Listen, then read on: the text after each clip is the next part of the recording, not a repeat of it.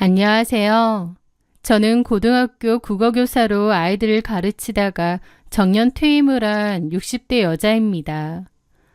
저희 집에는 아주 큰 사건이 하나 있었습니다. 그 일로 아들 내외는 이혼까지 하게 되었죠. 아들이 이혼을 하게 된 것이 자랑스러운 일은 아닐 테지만 그렇다고 잘못된 일도 아니라고 생각합니다. 아니다 싶을 때 끊어낼 줄 아는 것도 진정한 용기라고 생각하거든요. 몇 해 전 저희 집을 발칵 뒤집어 놓았던 그 사건에 대해 얘기해 보려 합니다.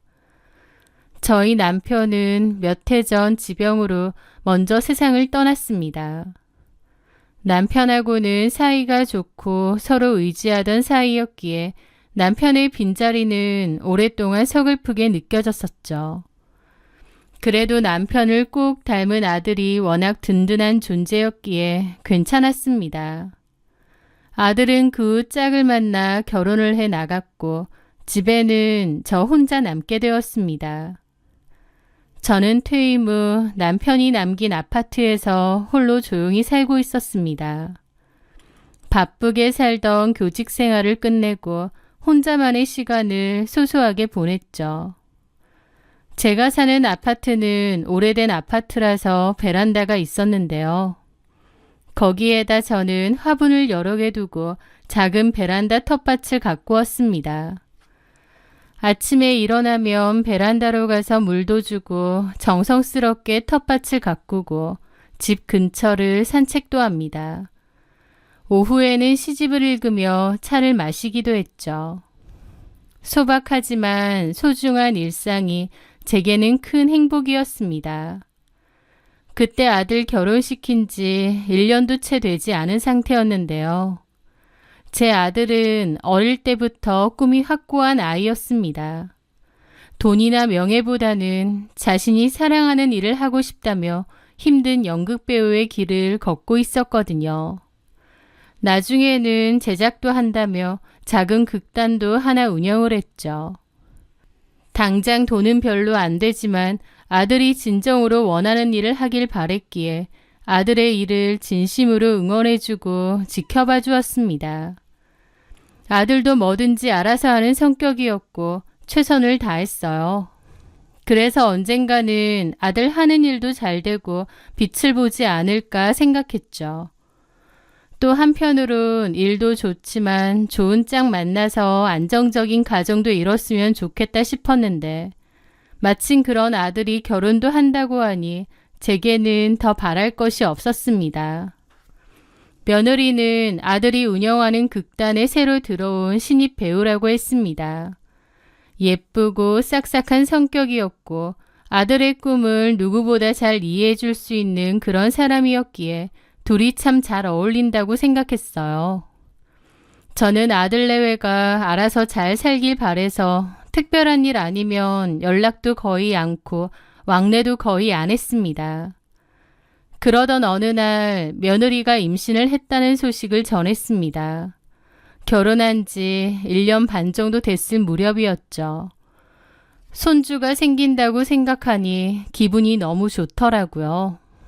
주변에는 이제나 할머니 된다고 자랑도 많이 하고 다녔습니다.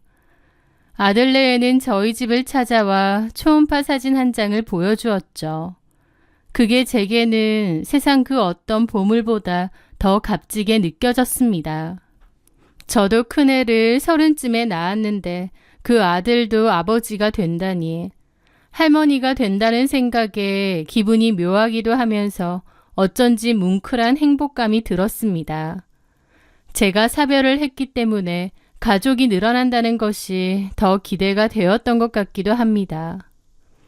그러던 어느 날이었습니다. 평소와 다름없는 하루를 시작하고 있는데 며느리에게서 전화가 왔습니다. 그래, 아가, 무슨 일이니? 밥은 먹었고? 네, 어머님. 저기 드릴 말씀이 있는데요. 며느리의 목소리는 평소와 달리 무겁고 처져 있었습니다. 목소리가 너무 어두웠기에 덜컥 겁이 나더라고요.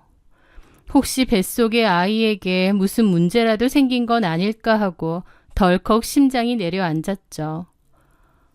왜 그러니 아가? 무슨 일 있어? 그런데 며느리의 입에서는 좀 뜬금없는 얘기가 나오더라고요. 아니요, 그건 아니고요. 어머니, 정말 죄송한데요. 혹시 돈 좀 빌려주실 수 있으세요? 갑자기 돈을 빌려달라는 말에 좀 황당함을 느꼈습니다. 게다가 무슨 일일까 걱정도 되더라고요. 얼마 전까지만 해도 아이를 가진 기쁨에 행복해하던 목소리가 아니었기에 무슨 일이라도 생겼나 싶었습니다. 갑자기 돈을 빌려달라니 무슨 일이라도 있니? 제 물음에 며느리가 그러더라고요. 아, 무슨 일이 있는 건 아니고요. 저희 이사를 좀 가야 되지 않을까 싶어서요. 이사? 네, 이제 곧 애도 태어날 텐데 계속 여기서 지낼 순 없잖아요. 아무리 생각해도 이런 곳에서 아이를 키운다는 게 좀 아닌 것 같아서요, 어머님. 돈을 빌려달라길래 갑자기 무슨 일이 있었나 했는데 그게 아니라 이사를 가고 싶다는 거였습니다. 그 말에 저는 선뜻 대답을 하기가 어려웠죠. 저라고 아들 내외가 좀 더 좋은 집으로 이사가고 싶다는데 안 도와주고 싶겠나요? 하지만 남편이 오랫동안 병상에 있으면서 돈이 많이 들어갔었습니다. 그때 보험상으로 문제가 생겨서 보험금을 전혀 받지 못하고 생돈으로 병원비며 치료비가 다 나갔거든요. 그러면서 제가 교직에 있을 때 모았던 적금까지도 깼었습니다. 게다가 그 후 아들이 결혼한다고 했을 때 저는 있는 돈 없는 돈 다 끌어모아 5천만 원을 결혼 비용으로 해주었습니다. 이미 남편의 오랜 병상 생활로 인해 상당히 큰 돈이 들어갔었고 여유는 없는 상황이었지만 아들이 결혼한다고 하니 어떻게든 도움을 주고 싶었거든요. 그래서 제가 갖고 있던 돈을 털어 아들 결혼 비용으로 주었던 거죠. 어차피 저는 퇴직 후 연금도 나올 거니까 그 돈으로 생활하면 될 거고요. 그렇게 아들에게 결혼 비용을 줬고 아들은 자기 돈이랑 그 돈을 합쳐서 오래된 빌라로 신혼집을 사서 들어갔습니다. 마음 같아선 좀 더 좋은 곳으로 가라고 도와주고 싶었지만 저도 사정이 여의치 않았던 거죠. 그리고 저는 현금 2천만 원에 지금 살고 있는 이 아파트가 제가 갖고 있는 재산의 전부입니다. 그렇다 보니 며느리가 이사를 가고 싶다고 해도 제가 도와줄 돈이 마땅치 않았어요. 저는 며느리에게 제 사정에 대해서 설명했습니다. 아가, 너네 사정은 잘 알겠다만 너희 결혼할 때 5천만 원 해주지 않았니? 지금은 수중에 가진 돈이 없어. 돌아가신 아버지가 남기고 간 이 아파트 하나가 이제 전부야. 제가 그렇게 이야기하며 가진 게 없어서 빌려줄 수가 없다고 했더니 시무룩하게 전화를 끊는 며느리였습니다. 그 전화를 받은 저도 마음이 너무 불편하고 안 좋더라고요.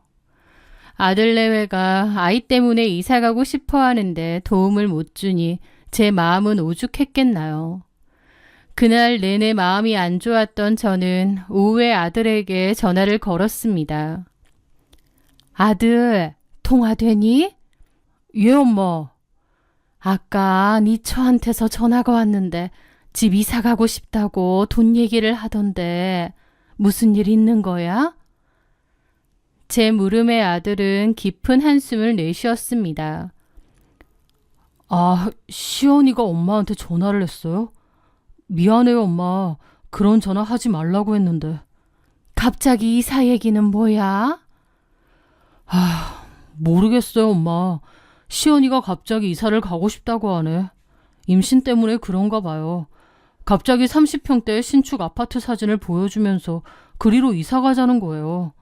솔직히 우리 사정에 거기는 너무 무리잖아요.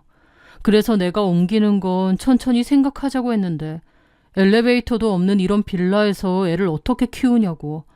애기를 데리고 계단으로 왔다 갔다 하는 게 얼마나 위험하겠냐고.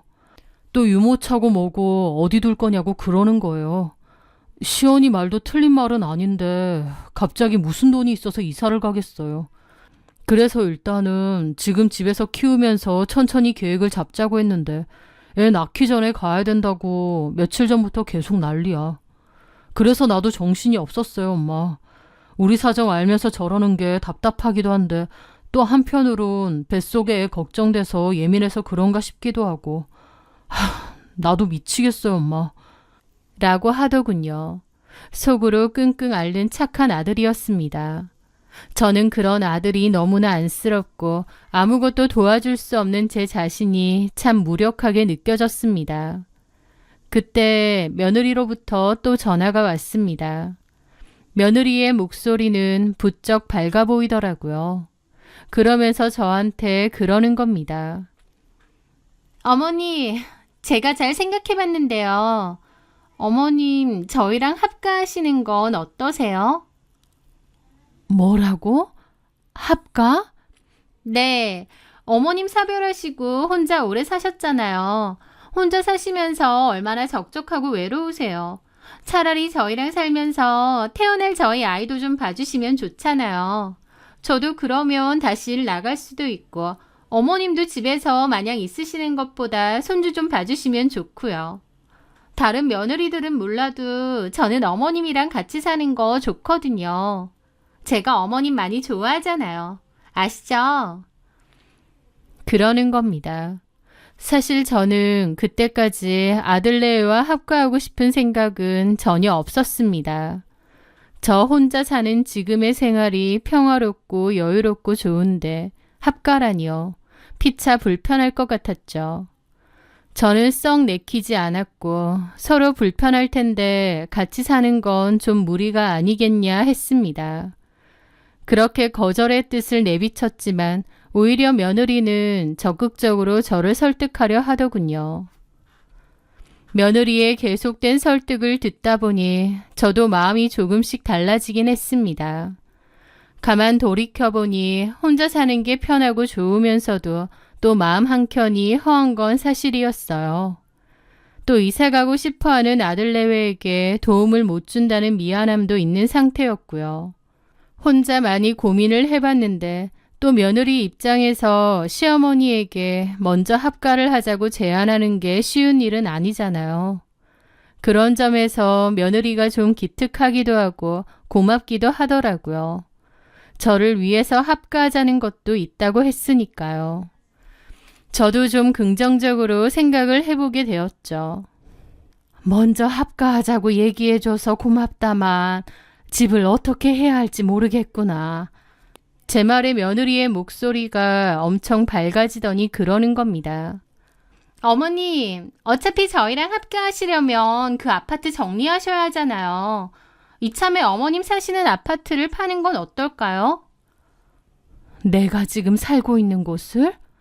네, 그거 파시고 저희 집 전세금이랑 합치면 신축 아파트도 들어가실 수 있을 거예요. 말 나온 김에 제가 부동산에 전화해 볼까요? 며느리는 굉장히 적극적이었습니다. 그리고 밀어붙이는 능력도 탁월했죠. 하지만 저는 내키지 않았습니다. 물론 며느리의 말대로 신축 아파트가 훨씬 살기 좋고 편리하겠죠. 하지만 지금 아파트는 제가 평생 살았던 곳이고 추억도 많은 데다 지금 만족하며 잘 살고 있기 때문에 팔기에는 아쉬움이 많았습니다. 그래서 제가 고민을 좀 더 해봐야 한다고 하면서 집을 파는 건 좀 어렵지 않을까 싶다고 했어요. 정합가를 생각하면 저희 집에 들어와서 다 같이 사는 거면 모를까 집을 파는 건 좀 망설여지더라고요. 제 말에 며느리는 크게 상심을 했습니다. 어머님, 저는 어머님 결정만 오매불만 기다렸는데 알겠습니다. 풀죽은 목소리로 전화를 끊던 며느리는 한동안 연락이 없었습니다. 며느리가 너무 실망한 것 같아 미안한 마음이 들었죠. 하지만 그렇다고 덜컥 이 집을 팔고 새 집을 구해서 산다는 것도 쉽게 결정할 일은 아니었습니다. 그런데 몇 주 뒤 아들로부터 충격적인 이야기를 듣게 되었습니다. 바로 며느리가 유산을 했다는 거예요. 그날 저랑 전화를 끊고 상심해서 한참을 울었다고도 하던데 그 이후로 밥도 잘 안 먹고 누워만 있었다는 겁니다. 제가 딱 잘라 거절한 것도 아니고 좀 천천히 생각을 해봐야겠다고 했는데도 며느리는 실망이 굉장히 컸나 보더라고요. 그렇게 지내다가 배가 아파 병원을 가니 유산기가 있어서 조심하라고 했다는 겁니다. 그러다 아들이 집안 극단으로 일이 있어서 간 사이에 배 통증이 심해져 병원에 홀로 갔고 상황이 안 좋아 긴급 수술까지 했다더라고요. 이야기를 듣고 어찌나 마음이 아프고 미안하던지 저도 눈물이 났습니다. 며느리의 유산이 꼭 제 잘못인 것 같더라고요. 저도 손주를 기다렸는데 갑자기 유산이 됐다고 하니 많이 힘들었고 무엇보다 아들과 며느리의 상심이 얼마나 클까 걱정이 되었습니다. 그 며느리가 걱정되는 마음에 이것저것 반찬을 만들어서 아들네의 집을 찾아갔습니다. 파리한 얼굴로 누워있는 며느리를 보니 너무 안쓰럽더라고요. 그러면서 며느리 한다는 말이 아이를 그렇게 허무하게 유산하고 나서 우울증까지 찾아왔다고 하는 겁니다. 게다가 아이를 보내고 나니 이 집에 더더욱 있기가 싫어졌다며 우는데 그게 꼭 제 탓인 것 같아 마음이 무거웠고 죄책감까지 들었습니다. 내가 빨리 결정만 했더라면 하는 자책이 제 가슴을 쳤던 거죠. 결국 그렇게 침울해져 있는 며느리의 손을 잡고 제가 말했습니다. 그래, 합가하자. 네 말대로 내가 지금 살고 있는 아파트 팔아서 돈을 마련하마. 그 돈이랑 이 집 전세금 합쳐서 네가 원하는 아파트 장만해서 같이 살자꾸나. 안타깝지만 떠나보낸 자식일랑 있고 새 집에서 다시 준비하자. 손주 생기면 내가 잘 키워줄 테니까. 제 말에 며느리는 갑자기 환하게 웃으며 역시 어머님밖에 없어요 하고는 좋아하더라고요. 그 전까진 다 죽어갈 듯 파리한 며느리였는데 저의 합가 결정에 언제 아팠냐는 듯 밝고 활기차 보였습니다. 저의 합가 결정은 며느리가 안쓰러워서 결정한 일이었습니다. 제 말에 며느리는 그 후 바로 기력을 회복했고 그 주 토요일에 제가 사는 곳으로 와 부동산에 가볼 거라고 했습니다. 어머니, 이왕이면 좋은 가격에 팔아야죠. 라고 했고 미리 합가 준비도 할 겸 제 집에 며칠간 머무르겠다고 했습니다. 적응이 필요하지 않겠냐고요. 아무리 아들 내외라지만 어쨌든 따로 살다가 같이 사는 거다 보니 며느리 말처럼 적응하는 시간이 필요할 것 같기는 했습니다. 또 아파트 파는 데에 필요한 것들도 며느리가 적극적으로 자기가 한다고 했고요. 그렇게 여러 군데 부동산에 아파트를 내놓는다고 했고 집을 보러 몇 명이 오긴 했는데 그 와중에 좋은 가격으로 저희 아파트를 사겠다는 사람이 나타났습니다. 저는 사실 여태까진 아파트를 팔 생각이 없었고 실거주를 하고 있었기에 아파트 가격에 대해선 잘 몰랐는데요. 팔려고 부동산에 내놓고 보니 시세가 상당히 많이 올랐더라고요.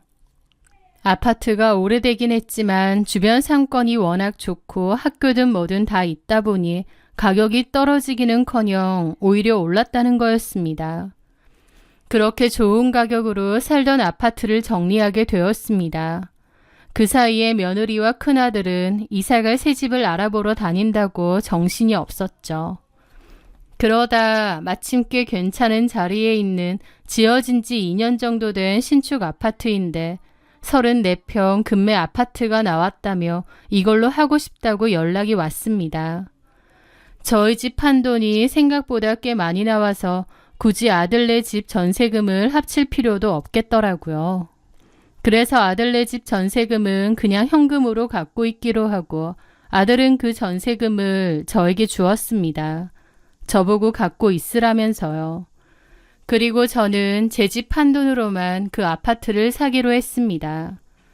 그렇게 일사천리로 일은 진행되었고 이제 아파트만 계약하면 모든 게 끝이었습니다. 아들은 당연히 새로 들어갈 아파트 명의를 제 이름으로 해야 된다고 했습니다.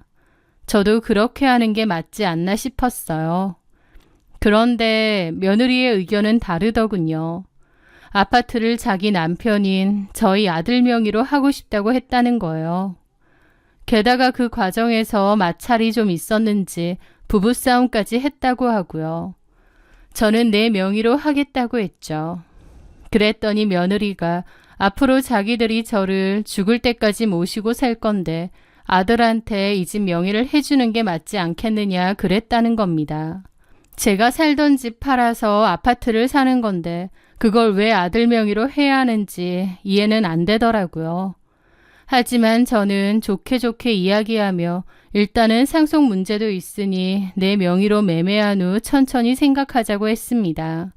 명의야 나중에도 바꿀 수 있으니까요. 사실 왜 며느리가 나서서 명의를 이렇게 해라 마라 하는지 이해는 되지 않았습니다.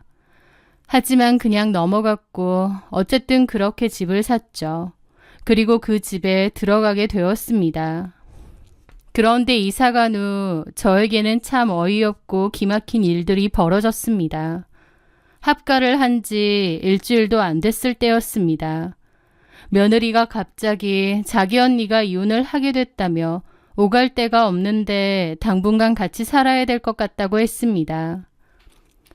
어머니, 저희 언니가 형부한테 쫓겨났대요. 갈 데가 없어서 지금 찜질방에 있대요. 어떡해요, 어머님. 며느리의 이야기를 듣고 너무 놀랐습니다. 친정 부모님도 멀리 떨어져 사시기 때문에 도움받기도 어렵다고 했고 돈도 없다고 했죠. 형부가 아주 악질이라 의도적으로 사돈 아가씨한테 누명을 씌우고 모든 것을 계획해서 집에서 쫓아냈다고 했습니다. 이혼도 준비 중이라고 했고요. 며느리의 얘기를 들어보니 사돈 아가씨의 처지가 너무 안타깝고 불쌍하더군요. 당장 오갈 데도 없고 도움받을 곳도 마땅치 않다 보니 찜질방에서 지내고 있는데 초라한 달방이나 고시원 같은 데라도 구해서 지내야 할지도 모른다고 했습니다. 그런데 어떻게 그런 데서 자기 언니를 지내게 하겠느냐고 발을 동동 구르더라고요. 사정을 듣자니 모른 척하기가 힘들었죠. 사돈 아가씨도 이혼 소송을 준비 중이고 이기면 재산 분할을 받을 수 있을 거랍니다. 그래서 그 돈으로 다른 집을 구할 때까지 당분간만 지내면 안 되겠냐는 거였죠. 그렇게 결국 사돈 아가씨가 저희 집으로 들어오는 것을 허락했습니다. 물론 같이 사는 것은 너무 불편했죠. 아직 며느리랑 같이 지내는 것도 익숙치 않고 불편한데 사돈 아가씨까지 같이 지내니 오죽했겠나요. 하지만 오갈 데 없는 사람을 내칠 수는 없으니 상황이 어쩔 수 없다고 생각했습니다. 그런데 사돈 아가씨가 오고 나서부터 며느리의 행동은 눈에 띄게 달라지기 시작했습니다. 저희 아들은 공연이나 계약 때문에 집을 비우는 때가 많았는데요. 반면 며느리는 극단일을 더 이상 하지 않고 집에서 내내 있었거든요. 그래서 집에는 주로 저와 며느리 사돈 아가씨가 같이 있었는데 그때부터 은근하게 저를 무시하고 자기 언니랑만 어울려 지내는 겁니다. 당연히 자기 친언니랑 잘 지내고 편하게 지내는 건 맞지만 문제는 저를 따돌리려는 의도가 자꾸만 보이는 거예요. 내 돈으로 산 내 집인데도 저는 집 거실 소파에 앉아있는 것조차 눈치가 보일 지경이었습니다. 제가 거실로 나와 TV라도 보려고 하면 둘이서 낄낄거리며 속은데다가 갑자기 입을 싹 닫고는 언니 우리 방에 들어가서 얘기할까? 라며 저를 없는 사람 취급하고 방으로 들어가 버리기 일쑤였습니다. 둘이서는 꼭 붙어 잘 지냈고 저는 싹 모른 척할 때도 정말 많았죠. 이걸 어떻게 말도 못하겠고 너무 스트레스를 받았습니다. 그런데 더 기막힌 건 아들 앞에 선 며느리가 저에게 정말 잘하는 척을 하는 겁니다. 예전처럼 눈웃음 치면서 어머님 그랬고 뭐든지 제 위주로 맞춰주는 척 했습니다. 사돈 아가씨까지도요. 사돈 아가씨도 제 비위를 맞추고 눈치를 보는 척했죠. 오죽했으면 아들이 사돈 아가씨더러 그랬죠. 처형, 눈치 보지 말고 편하게 지내세요. 아, 어떻게 그래. 얹혀 사는 주제에. 너무 미안해. 제부한테도 민영이한테도. 아, 그리고 무엇보다 사돈 어르신께 제일 죄송해요. 라는데 저는 어처구니가 없어서 말이 안 나왔습니다. 아들이 없을 때는 노골적으로 무시하고 제가 말을 걸어도 못 들은 척할 때도 많고 저희 며느리랑만 제 뒤에서 희희낙낙 거리면서 아들만 있으면 제 눈치를 그렇게 보는 척한다뇨. 기가 막혔죠. 저는 이걸 아들한테 말할까 싶으면서도 또 뭐라고 하겠나요. 제가 어색하고 눈치가 보여서 그렇게 지낸다는데요. 참 애매한 상황이었고 집은 저에게 더 이상 편한 곳이 아니었습니다. 그러다가 어느 날부터인가 둘은 저를 은근하게 괴롭히기까지 하는 겁니다. 그 시작은 아주 사소한 것이었습니다. 아들이 지방 공연 때문에 며칠 집을 비운 날이었는데요. 며느리는 저녁 식사를 차리며 제 앞에만 두부구이를 한 접시 놓아주었습니다. 어머님은 두부 좋아하시잖아요. 언니랑 저랑은 두부 안 먹거든요. 많이 드세요. 저는 아무 생각 없이 두부를 한 입 베어 물었는데 얼굴을 찡그릴 수밖에 없었습니다. 시큼하고 미끈거리는 딱 상하기 직전의 맛이었거든요. 가만 생각해보니 냉장고에서 유통기한이 꽤 지난 것을 봤었던 그 두부인 모양이었습니다. 새아가, 이 두부 혹시 상한 것 아니니? 네? 아, 그럴 리가요. 제가 상한 것을 어머님께 왜 드려요? 어머님 입맛이 없으신 거 아니고요? 언니, 이거 상한 것 같아? 글쎄, 아닌 것 같은데. 사돈 어르신께서 입맛이 없으신가 보다. 며느리는 눈 하나 깜빡하지 않고 거짓말을 하는 겁니다. 그 옆에서 사돈 아가씨는 저를 보며 비웃음을 참는 듯 어깨를 들썩이고 있었고요. 그런 일은 그 후에도 있었습니다. 여름날 상온에 오래 두어 살짝 쉰 것 같은 밥을 제 밥그릇에만 퍼준다던가 제게만 유통기한이 지난 우유를 따라주는 시기였습니다. 그리고 그때마다 며느리는 어머 제가 정신이 없어서라며 해맑게 웃을 뿐이었습니다. 도저히 못 참겠더라고요. 며느리가 저를 의도적으로 괴롭힌다는 것을 참을 수가 없었습니다. 그런데 궁금한 건 도대체 왜 그러냐는 거였어요. 그리고 저는 그 이유를 알게 되었죠. 제가 잠이 든 줄 알고 며느리와 사돈 처녀가 하는 이야기를 듣게 되었거든요. 새벽쯤에 잠이 깼고 잠이 오지 않아 거실로 물을 마시려고 했는데 문이 살짝 열린 방문 틈으로 두 사람이 나누는 대화가 들려왔습니다. 근데 진짜 저렇게 해도 돼? 쉰밥은 좀 심했다 야. 걱정 마. 쉰밥 좀 줬다고 오빠한테 말하겠어. 뭘 하겠어. 내가 대놓고 뭐라고 괴롭힌 것도 아니잖아? 나이만 많고 더 이상 돈도 못 버는 노인네 집만 돼. 이렇게 하면 본인이 제 발로 기어나간다니까. 적당한 원룸 하나 구해서 나가 살겠지 뭐.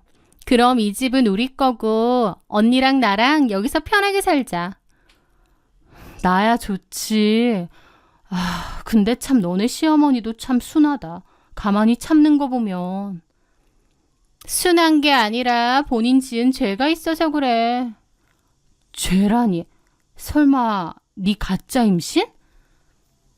가짜 임신? 그 말을 듣는데 온몸의 피가 차갑게 식는 것을 느꼈습니다. 며느리는 킬킬거리더라고요. 그게 자기 때문인 줄 알아. 순진에 빠진 노인네. 애초에 임신은 하지도 않았는데 말이야. 라면서 키득키득 거리는 겁니다. 그 임신과 유산조차도 거짓말이라뇨. 뭐 저런 악마 같은 년이 다 있나 싶더라고요. 게다가 저를 괴롭혀서 이 집에서 나가게끔 하려 계획한 거잖아요. 저는 어디 두고 보자 생각하며 이를 바득바득 갈면서 조용히 제 방으로 들어갔죠. 그리고 이틀 뒤 아들이 왔을 때 저는 같이 살기 힘들 것 같다는 뜻을 밝혔습니다. 저는 따로 집을 구할 생각이라고요. 아들은 그게 무슨 말이냐고 놀랐고 며느리도 한껏 놀란 척을 하더라고요. 혹시 자기 언니 때문에 불편해서 그러신 거냐는 가증까지 떨면서요. 며느리는 바라던 바라면서 속으로는 기뻐하는 기색을 감추지 못하고 겉으로는 슬픈 척 연기를 하더군요. 저는 같이 못 살 것 같고 나는 나가기로 결정했다. 더 이상은 할 얘기 없다고 했습니다. 제가 그렇게 말했더니 며느리는 뒤에서 아들한테 어머님이 우리랑 같이 사는 게 많이 불편하셨던 것 같다. 어머님 뜻을 존중해주자 그러고 있더라고요. 저는 저 가증스러운 년 하며 속으로 이를 갈았죠. 저는 정말 나갈 생각이었습니다. 하지만 며느리가 원하는 대로 순순히 응해줄 생각은 전혀 없었죠. 저는 저만의 반격을 준비하고 있었던 겁니다. 일주일 뒤 저희 집에는 갑자기 그 사람들이 찾아왔습니다. 며느리와 사돈 아가씨, 아들이 어리둥절한 표정으로 현관문을 열자 낯선 부부가 부동산 중개업자와 서 있었죠. 집을 보러 왔다는 부부의 말에 아들과 며느리는 기함을 했습니다. 네? 어머니, 이게 어떻게 된 거예요? 저는 며느리를 무시하고 그 사람들에게 집을 구경시켜 주었습니다. 그 부부가 구경 후 집을 나가자마자 며느리는 저에게 따지고 들더라고요. 저 사람들 뭐냐고요. 그래서 제가 그랬죠. 내가 말하지 않았니? 너네랑 같이 살기 힘들 것 같다고. 네? 어머님만 나가신다는 거 아니었어요? 나만 나가는 게 아니라 니들도 나가야지. 여기 내 집인데 팔고 나갈 거다. 왜? 문제 있니? 어머니! 너랑 같이 안 살겠다는 것도 다 너를 위한 결정인데 왜 그러니? 네가 너네 언니 보고 그랬잖아. 나이만 많고 더 이상 돈도 못 버는 노인네 집만 된다고. 은근히 괴롭혀서 쫓아내줘야겠다고. 그래서 네 집 덜어주려고 내가 자진해서 따로 살겠다는 거다. 대신 이 집은 팔아야지. 그게 맞지 않니? 그 말에 아들 눈이 휘둥그레졌습니다. 엄마, 그게 다 무슨 말이에요? 돈도 못 버는 노인네는 뭔 소리고 괴롭혀서 쫓아낸다는 건 또 뭐예요? 아들의 물음에 며느리는 펄쩍 뛰었죠. 아니야, 오빠. 어머님이 이상한 소리를 하시는 거야. 저는 코웃음 치며 그랬습니다. 내가 모를 줄 알았니? 일부러 유통기한 지난 음식을 주질 않나. 니네 언니랑 한 통속으로 사람 괴롭히는 거. 너 이러자고 나한테 합가하자고 한 거지? 이러자고 명의 경석이한테로 넘기라고 나 그토록 설득하려 한 거지? 너 이거 전부 계획한 거잖아. 내가 오냐 하니까 사람 만만해 보이디? 제가 화가 나서 따지니까 저희 아들도 눈이 뒤집혔죠. 이게 다 무슨... 진짜야? 아니야, 오빠. 옆에서 사돈 아가씨, 아니 며느리의 언니도 거들더군요. 아니야, 제부. 다 오해야. 오해 같은 소리 하네. 나 너네랑 더 이상 합가 못하겠다. 이 집은 내 집이니 니들도 썩 나가. 전세금도 못 주겠다. 앞으로 너네한텐 그 어떤 도움도 없다. 너네 알아서들 살아. 제가 그렇게 나오자 며느리는 막 화를 억누르며 따지더라고요. 어머니, 갑자기 이러신 법이 어디 있어요? 어머님만 나가신다면서요. 법은 무슨, 너 배우가 맞기는 한가 보더라. 연기 참 잘하는구나. 애초에 임신도 가짜 임신이었다며? 그런데 그렇게 유산한 척을 하고 내 탓을 해? 그 말에 아들은 얼굴이 파랗게 질렸죠. 네? 임신이 가짜라고요? 그래, 너는 아예 몰랐니? 어떻게 남편이 그걸 몰라? 임신 테스트기랑 초음파 사진은 보여줬고 병원은 혼자 가거나 처형이랑 가겠다고 해서. 아주 작정하고 속였네. 임신한 적도 없댄다. 나한테서 집 팔게 만들고 이 집 사게 하려고 수쓴 거야, 네 마누라가. 세상에 어쩜 저렇게 악독한 게 다 있니? 내가 깜빡 속았다. 아들도 그게 사실이냐며 며느리에게 따졌고 며느리는 사실이 아니라고 제가 거짓말하는 거라고 우겨댔습니다. 지네 언니랑 같이요. 아들은 그럼 당장 병원에 가서 확인하자고 했고 그걸로 간에 만에 실랑이까지 벌어졌습니다. 아들이 무조건 확인할 거라고 나오니 그제야 며느리는 임신 아니라고 이실직고를 했습니다. 아들도 뒤로 넘어가더라고요.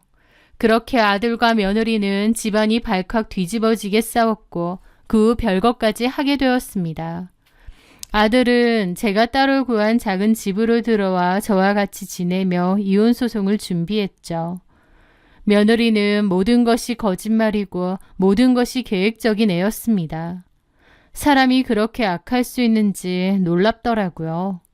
임신도 유산도 저한테 좋은 며느리인 척 했던 것도 모두 저한테서 집을 빼앗기 위한 거짓말이었던 겁니다. 지네 언니도 공범이고요. 아들은 결국 다툼 끝에 며느리와 이혼을 했습니다. 며느리 이혼 얘기가 오가자 뒤늦게 울고불고 잘못했네 어쩌네 언니랑 안 살아도 되네 하면서 빌었지만 이미 늦어도 한참 늦었죠. 아들은 완전히 학을 떼고 질렸다면서 이혼은 물론이고 이 업계에도 절대 발 못 디딛게 해주겠다고 으름장을 놨습니다. 그렇게 며느리는 지네 언니랑 거의 쫓겨나듯 이혼을 당했죠. 그 후 저는 아들과 작은 집에서 살면서 새로운 집을 알아보고 있습니다. 아들은 저에게 진심으로 미안해했는데 저는 괜찮다고 했습니다. 저도 한동안은 많이 힘들고 기막혔지만 워낙 천성이 긍정적인 터라 이제는 훌훌 털고 다시 씩씩하게 살고 있어요. 다른 사람을 이용하고 아무렇지 않게 거짓말을 할 수 있는 전 며느리의 정체를 알게 되고 관계를 끊어낸 것만으로도 충분하다고 생각합니다. 아들이 행여나 전 며느리와의 사이에서 자식이라도 낳았으면 그 인연을 끊기가 얼마나 더 어려웠겠나요? 이만하기에 천만다행이라고 생각합니다. 크게 잃는 것보다 작게 잃는 것이 당연히 나으니까요. 여러 일이 있었지만 그래도 결국 제 집도 아들도 다 지킬 수 있음에 감사하며 살려고 합니다. 제 사연 들어주셔서 감사합니다.